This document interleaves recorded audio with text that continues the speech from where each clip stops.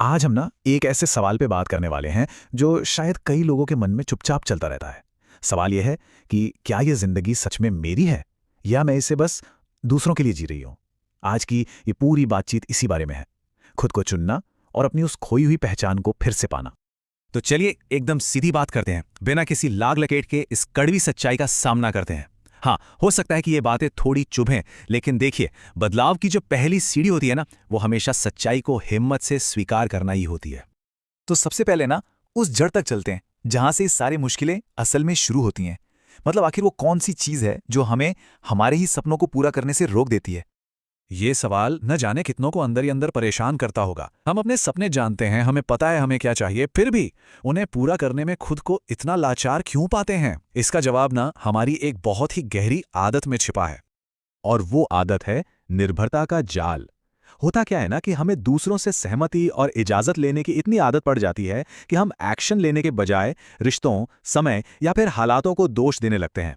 जबकि सच तो यह है कि बदलाव की असली ताकत कहीं बाहर नहीं, हमारे अपने अंदर ही छिपी होती है।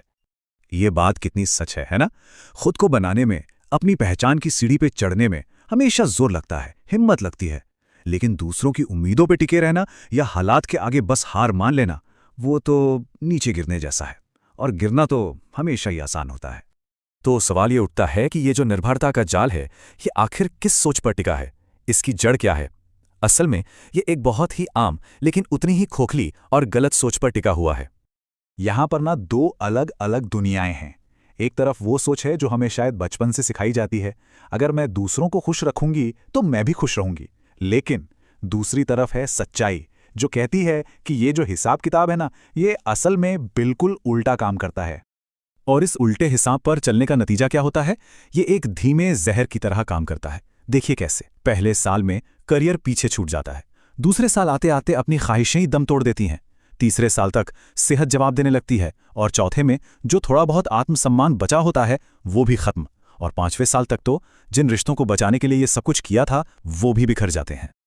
और सोचिए 5 साल बाद जब आईने में अपना ही चेहरा दिखता है ना, तो वह आत्मविश्वास से भरी, सपनों को जीने वाली इंसान कहीं नजर ही नहीं आती। पहचान जैसे पूरी तरह से मिट चुकी होती है। तो अगर खुद को भूल जाना महानता नहीं है, तो फिर असली महानता क्या है? चलिए अब इस सोच को जड़ से बदलते हैं और महानता के असली मतलब को समझते हैं। देखिए, समाज हमें अक्सर एक झूठी महानता का पाठ पढ़ाता है कि घर को एकदम परफेक्ट रखो, सबकी जरूरतों को खुद से पहले रखो। लेकिन सच्ची महानता वो इन सब में नहीं है। वो है खुद के लिए आवाज उठाने में, अपने सपनों को पंख देने में और अपनी तरक्की को सबसे ऊपर रखने में। तो इस बात को ना